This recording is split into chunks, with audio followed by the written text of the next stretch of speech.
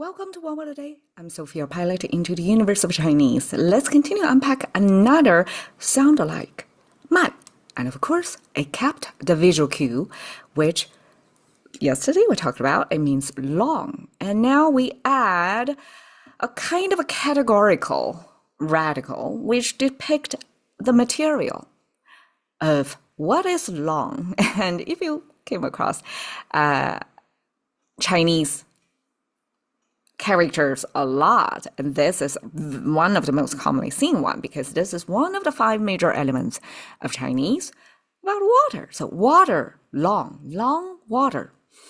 Pronounce as man again, and it means overflow. It's kind of rational, right? From long water, we can easily imagine that this water flow like extended, non-stoppable, it's overflowing, overspilling some bank.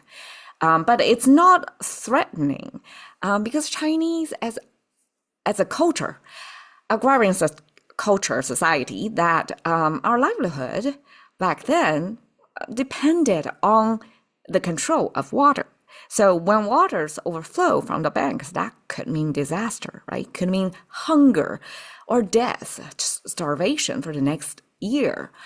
So in this case, this overflow doesn't give you the sense of it's out of control, but it's almost like slowly it's spreading. It's more like the English word of permeate. It's more like air or water.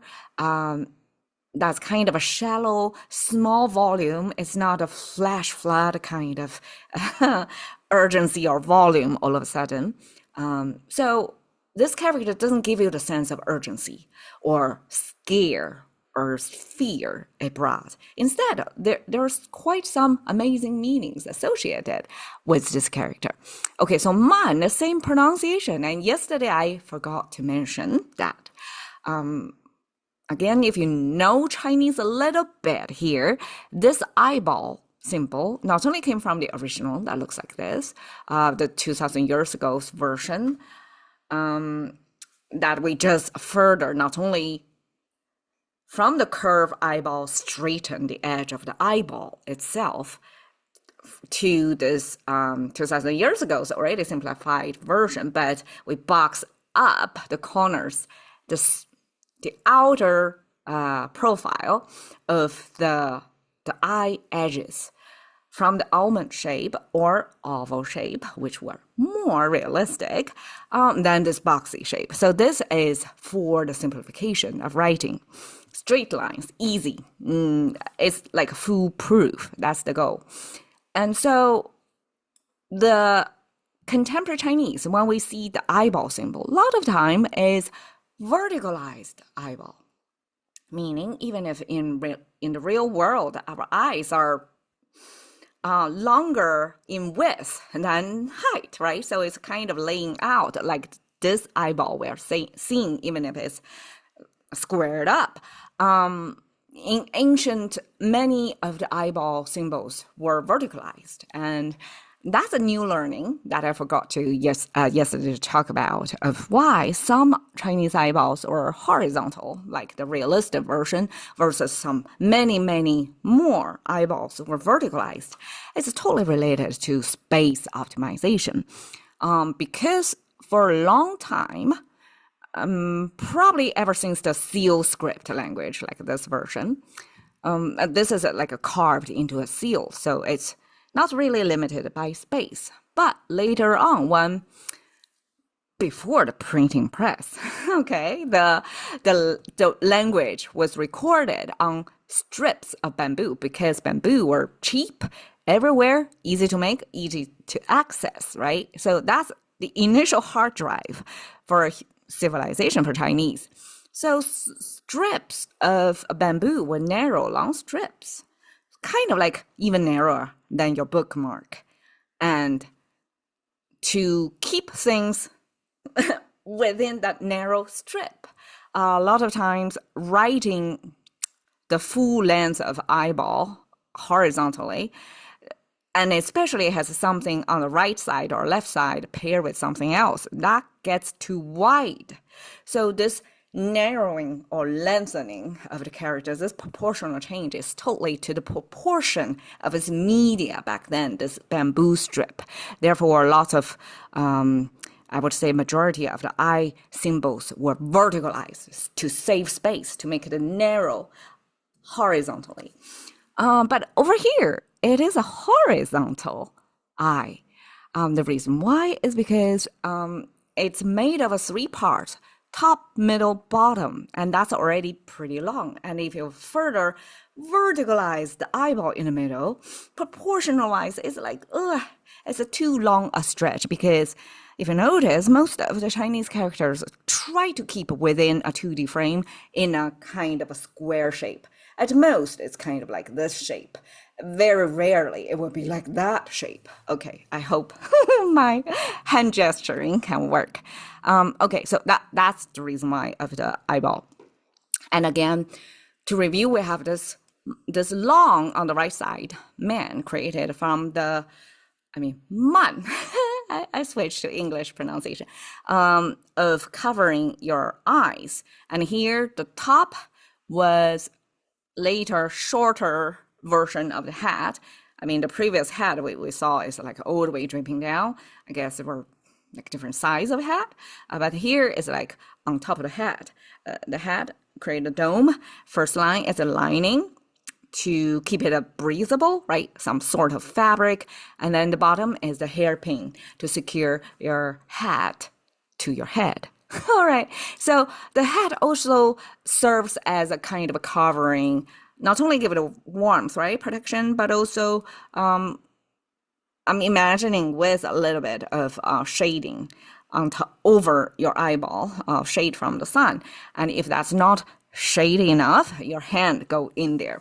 So that's the body language, trying to look far by covering your eyes. Until today, we still do that, right?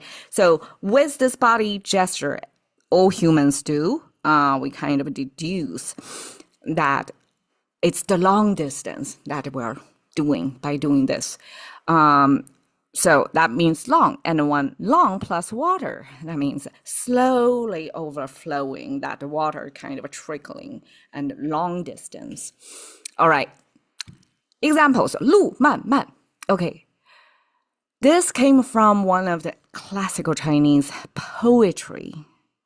I believe it's Qu Yuan or somebody. Okay, my memory of ancient Chinese poetry is limited because it's too long ago. But everybody in Chinese, through, I guess, elementary or middle school education would know this. 路慢慢, qi xiu yuan xi. Okay, you have to read it as if it's like an ancient speech.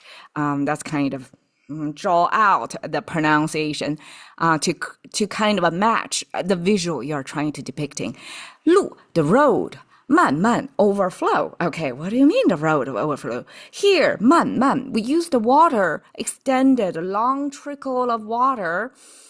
I guess picturing a long river to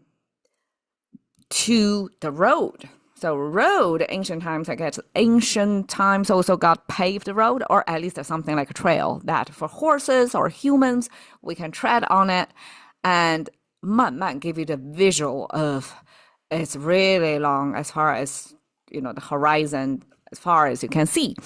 And Chinese has no problem of repeating the same character twice and to create a 慢慢, almost like a rhythm, like a beat down twice to give it the sense of it's repetitive, it's reoccurring, it's really long distance.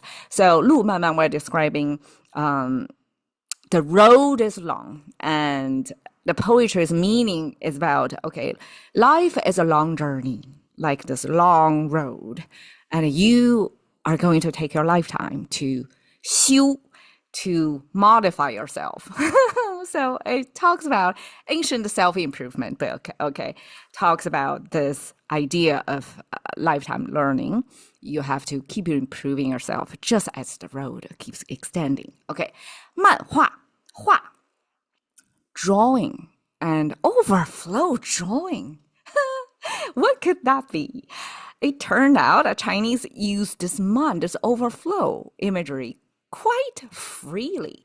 Here, 漫画 is a Chinese set phrase. I'm not sure if it's translation actually, to cartoon. So cartoon drawing, using, I guess, not exactly realistic, but you can totally see what's happening in there. It's a storytelling visual and create some characters of this kind of a visual way to give it a sense of it's casual.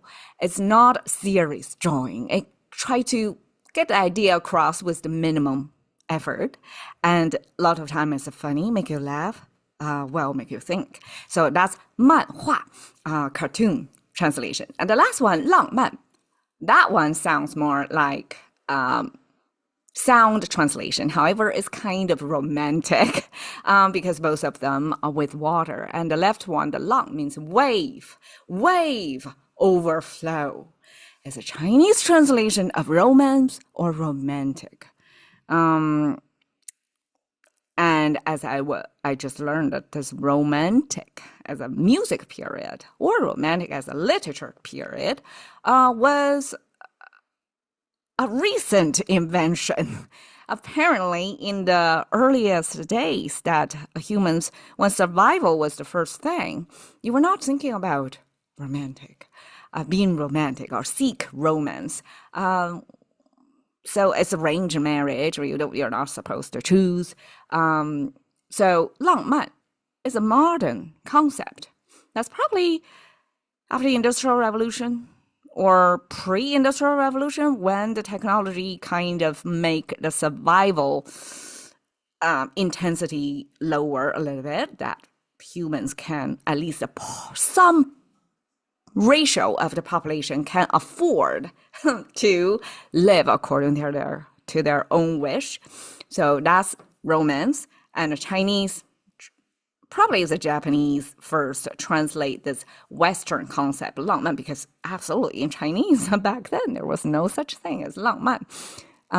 So I find that's a very nice touched translation because it's associated with water, with the free flowing, with this, it's almost like uncontrollable. And also we kind of know like 浪漫 romance is a kind of a biochemical process. It's related to the water or chemicals carried in your blood, the effect on your brain.